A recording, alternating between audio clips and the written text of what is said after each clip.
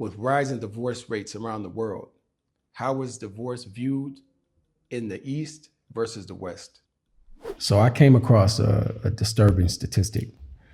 According to the American Psychological Association, approximately 40 to 50% of first marriages end in divorce. And I remember a time where you can go see your grandmother and your grandfather on both sides even, and they stayed together to the end. They died, that was married. Doesn't mean it wasn't any divorces, but this level, it seems like it's saying more than half or up to half of divorces or up to half of marriages are ending in divorce. Marriage is not something that's valued as it was back in the day. Now, mind you, a lot of people think that was just a fantasy time, that they had great marriages and stuff like that. I mean, my grandfather, he already passed, but it was rumored that he had 3 wives. You know what I'm saying? So it was known, but it wasn't something that was necessarily talked about. Like, I don't even know these different details, but I know when he passed, he was with one of his wives down in Mississippi. At least that's what I was told. Right. But the lack of value in that type of relationship, the promoting of the baby mama thing. I mean, you have celebrities that go ahead and have these big baby showers and all these celebrations with no marriage. So it's not necessarily looked across the whole population as something that's really valuable. I remember maybe 20 years ago where Milwaukee had the highest rate of teen pregnancy in the country.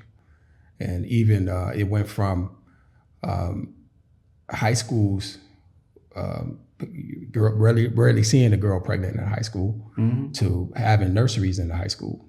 So are people even getting married in the same numbers as they used to begin with? Not necessarily the same numbers. You have to think about today.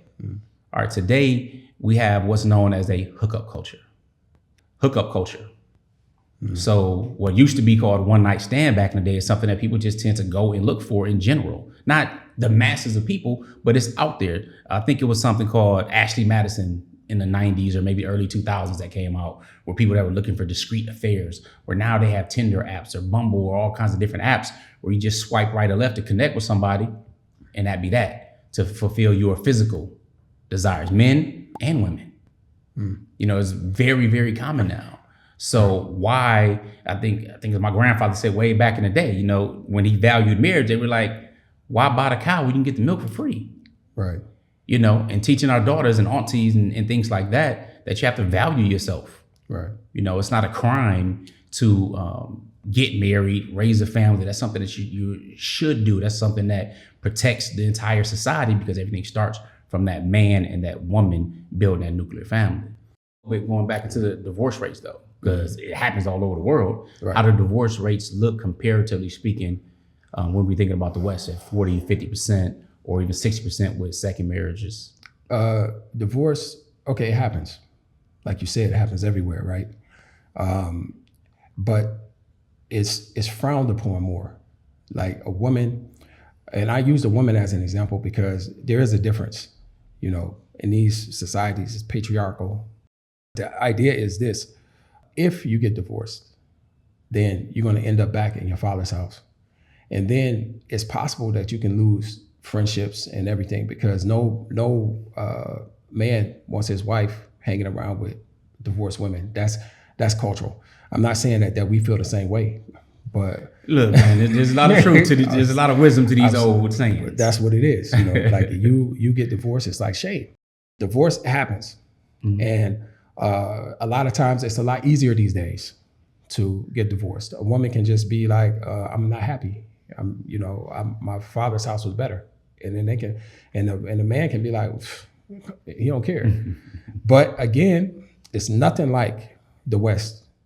And I don't think it can get like that. It's just too much emphasis on family and maintaining family. And then not to mention the power of family. If people knew the power of family, maybe they look at it differently.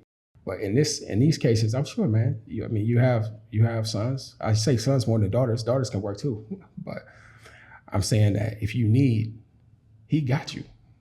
I seen your son come out with holding your shirts, like hang your stuff. He like, I'm at the service of my father. You think that's gonna change? He could be 40 years old. He's still at your service. That's family. So it's power there economically. Then it's power It's also physical power. To see the full episode of this podcast, like and subscribe to the channel, and show support by going to makehijrah.com and signing up.